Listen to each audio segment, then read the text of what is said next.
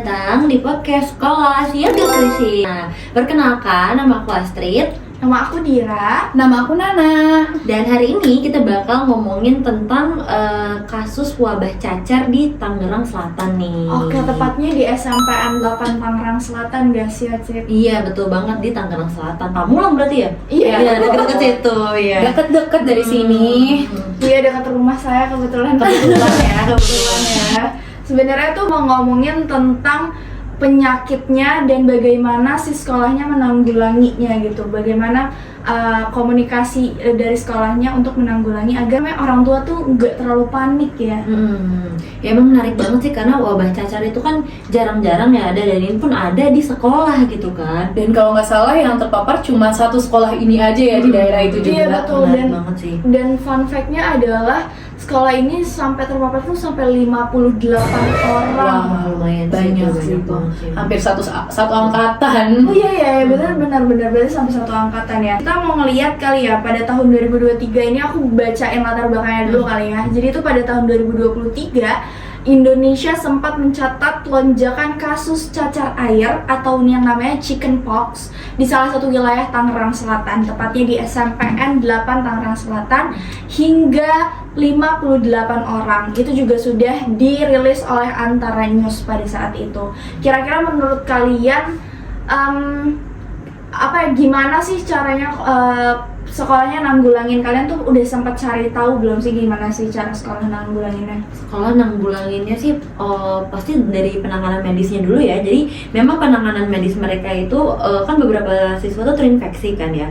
Nah pertama itu pasti ada kekhawatiran muncul ya, tapi ternyata ada respon-respon yang cukup menarik yang kita bakal bahas nih. Respon-respon dari si sekolah, dan juga dia kan juga kolaborasi sama medis juga Kan ini juga terpaparnya di sekolah ya, yang terutama mereka itu masih tinggal sama orang tuanya. Yang sebenarnya itu yang harus ditekankan itu juga ke orang tuanya nggak sih? Karena betul. kan mereka masih di bawah bimbingan orang tua, di bawah pengawasan orang tua. Jadi yang bakal ngurus itu semua kemungkinan besar bakal orang tuanya kan. Nah, kita bakal bahas juga bagaimana si sekolah itu mencoba untuk merangkul orang tua, para siswa, bagaimana mereka menanggulangi ini semua sampai kasusnya tuntas. Oke, mungkin pertama yang bakal kita bahas adalah bagaimana si strategi komunikasinya yang bakal diterapin sama si sekolahnya kalian. Oke, betul kan, penting banget. Sebenarnya nih kasus ini udah sempat pernah dibahas oleh salah satu penelitian. Kita juga tahu kalau misalkan ternyata strategi komunikasinya itu adalah menggunakan communication and development. Ada beberapa strategi komunikasi yang diterapkan oleh sekolah. Salah satunya adalah transparansi informasi. Menurut kalian tuh transparansi informasi itu penting nggak sih kalau misalkan lagi ada keadaan seperti ini tuh? Iya, penting banget sih Kak. Kalau misalnya nggak transparansi, kita nggak bakal tahu informasi yang sebenarnya dan apa yang dilalui dan segala macamnya. Tentu orang tua juga sebagai orang tua pasti pengen tahu nih gimana nih cara penanganannya. Dan juga kalau misalkan nggak ada transparansi, pasti orang tua merasa, aduh, apa sih kayak ada yang ditutup-tutupin yang seharusnya kita tahu, jadi kita nggak tahu. Tapi karena nggak ada transparansi, bisa aja orang tua jadi nggak percaya lagi sama sekolah, nggak percaya lagi sama guru-guru.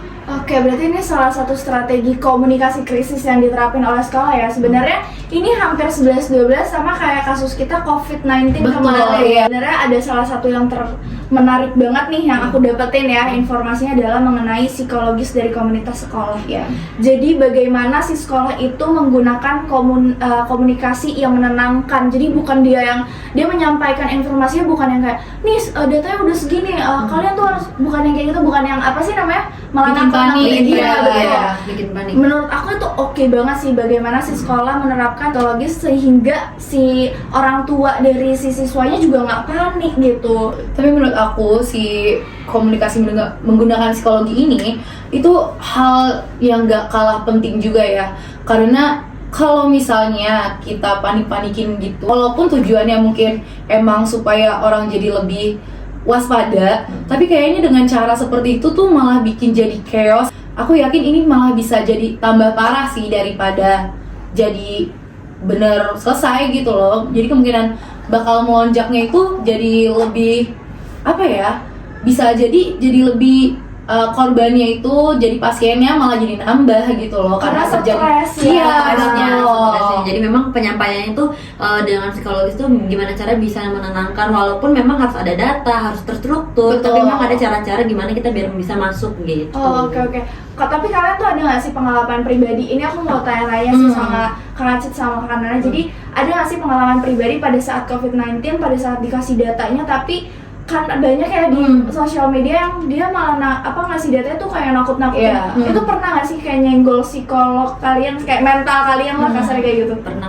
Kalau dari aku pribadi aku pernah, karena waktu lagi COVID itu semua keluarga aku tuh kena, cuman kecuali aku, makanya pas lagi kayak datanya segini makin deket kan keluaran aku udah kena juga, itu bikin aku bingung, bikin aku takut, dan saat itu mikir kayak waduh ini hidup gue gimana gitu kan. Kalau Nana gimana? Kalau aku sih sebenarnya secara pribadi alhamdulillah keluarga aku tuh yang kena cuma nenek aku aja, dan itu sampai dirawat waktu itu. Seingat aku juga nenek aku tuh nggak cuma COVID aja waktu itu, jadi tuh nenek aku kalau nggak salah entah tipes atau gimana, terus ternyata terpapar COVID juga. Terus dengan segala informasi berita yang ada di sosial media yang bilang ini nih kalau misalkan dimasukin ke asrama balik-balik jadinya malah nggak ada dirawat aja, jadi nggak. Sebenarnya takut banget sih. Betul. Sebenarnya ya hal yang penting adalah bagaimana sih untuk menangani komunikasi, maksudnya untuk menangani krisis kesehatan ini bagaimana cara mengkomunikasikannya ya kepada masyarakat kayak gitu ataupun kepada keluarga sendiri. Jadi itu sebenarnya titik baliknya adalah di sini ada 3 hal yang utama. Tiga hal. Ada 3 hal yang utama biar komunikasinya tuh dapat menangani krisis kesehatan ya. Pertama itu pastinya harus ada transparansi yang tadi kita transparansi bilang. data, terus habis itu adanya empati, dan yang ketiga itu ada kecepatannya informasi. Jadi dengan adanya 3 ini SMPN 8 Tangerang Selatan itu dia berhasil kayak untuk untuk melawan si wabah dari cacarnya. Mungkin ya itu sih yang bisa kita ambil pelajarannya adalah bagaimana si sekolah ini menerapkan komunikasi yang baik untuk menangani krisis dari kesehatannya kayak gitu. Menarik banget ya, berarti memang SMPN 8 ini juga dia paham kondisinya kayak gimana, dan dia menerapkannya dengan seperti apa, sudah ada strukturnya, udah ada tahapan-tahapannya. Menarik banget sih. Dan aku tuh salut banget ya sama pihak sekolahnya juga, terutama bagaimana mereka bisa ngelola ini semua bertahap sampai akhirnya selesai semua. Menurut aku benar-benar keren dan patut untuk dicontoh sih. Dan yang paling salutnya tadi belum kita mention adalah yang paling salutnya dia kerjasama sama tenaga kesehatan itu. Jadi tuh dia kerjasama sama mereka biar informasi yang mereka berikan tuh nggak hoax gitu kan. Betul. Memang bener oke banget sih. Apalagi kalau hoax tuh kalau udah nyebar udah susah banget. Apalagi orang tua sekarang grup WhatsApp atau Facebook aduh baby boomers gitu kan, kalau misalnya ngeliat waduh nih hoax nih, udah ditelan mentah-mentah aja kan kalau kayak gitu. Oh ini puskesmas. Puskesmas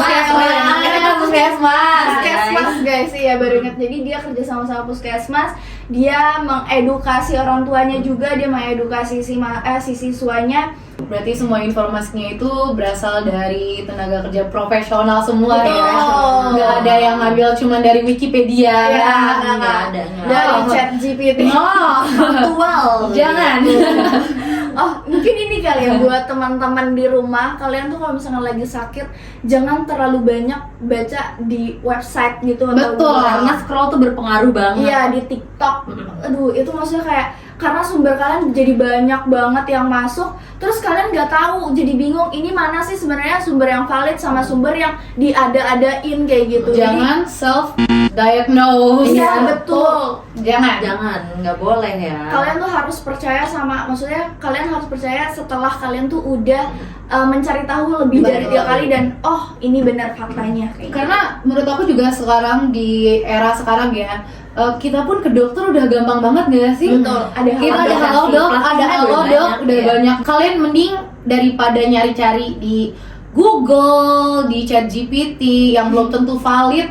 Karena kan kita nggak tahu ya yang namanya ciri-ciri kita sakit, bisa aja ciri-ciri kita sakit yang ini bisa mirip sama ciri-ciri sakit yang itu yang lebih parah. Betul. Iya kan, kita nggak tahu. Jadi lebih baik kita nanya ke profesional aja. Daripada self-diagnose tadi, Iya, mending kita betul. telaah dulu, cari tahu kebenarannya dan segala macamnya. Itu menarik banget ya pembahasan kita ya Iya, hari ini loh. menarik, sangat menarik karena ternyata tenaga kesehatan juga perlu bagaimana berkomunikasi yang baik gitu. Oh, berarti tadi kita udah ngebahas banyak banget, nggak cuma SNMPTN-nya doang, kita juga tadi udah ngebahas si ini apa namanya, tenaga kesehatannya. Ya, dan COVID-nya juga tadi COVID-nya kita juga udah sempat senggol. bahas. Dan juga jangan lupa kita ngebahas tentang bagaimana tentang komunikasi krisis gitu ya teman-teman, terutama di bagian kesehatan. Ini keren banget sih pembahasan kita kali ini. Semoga dengan pembahasan kita kali ini tuh bisa apa ya istilahnya memberikan insight gitu untuk yang lain juga, mungkin yang di rumah juga untuk kedepannya ya. Oke,